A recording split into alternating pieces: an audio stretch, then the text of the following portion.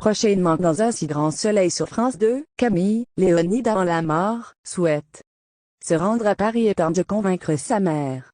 Le but de ce voyage sera de faire le tour des facs à l'automne prochain en lien avec son avenir.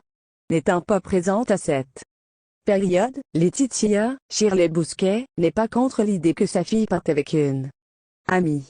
En réalité, Camille ment, elle veut assister au salon du manga qui a lieu à Paris. Elle incite son amie, Kira, Colline Rameau-Pinto, à l'accompagner et à prétexter le même mensonge à Claire, Mélanie Modran, et Florent, Fabrice Deville. Mais ils ne sont pas chauds à l'idée que les jeunes filles partent seules. Close volume des retrouvailles. Inattendu pour Laetitia, le début d'une histoire d'amour. Lors d'un passage à la banque, Alex discute avec Laetitia à propos de Serge Levard, Laurent Fratal. Sa meilleure amie lui conseille de reprendre contact avec lui, mais elle n'ose pas depuis qu'elle lui a posé un lapin, car Camille était à l'hôpital. La banquière reçoit ensuite la visite de Monsieur Royer, un client très mécontent. Leur conversation est interrompue par son avocat maître Serge Levard. Il se montre très froid avec Laetitia et lui fait subtilement des reproches, mais l'ex de Manu ne se laisse pas démonter. En sortant de la banque, Laetitia est interpellée par Serge.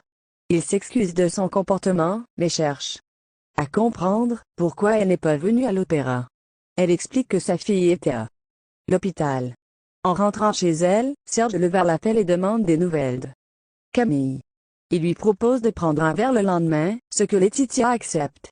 Les marquants suspects, nouvelle tension entre Lucille et Hakim Marilyn, Elisabeth Margoni prévient Alex, Benjamin Bourgois, du comportement bizarre de Jérôme Marquand, frère de Lila, lors de leur rencontre mardi. Becky, Yvon Bach, autorise le policier à convoquer Maurice et Jérôme Marquand. Les deux hommes sont placés en garde à vue. Le père de Lila a un alibi pour le 14 juillet, contrairement à son fils. De plus, son portable est éteint au moment du meurtre de Bernard Janton. Le militaire reste impassible face aux questions.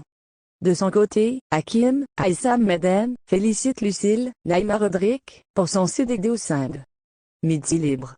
La journaliste lui rappelle que cette enquête c'est grâce à elle et demande à son conjoint un coup de pouce pour avoir des infos sur l'affaire en cours. Le policier refuse catégoriquement de l'aider. Un si grand soleil est programmé, en inédit, du lundi au vendredi à 20h45.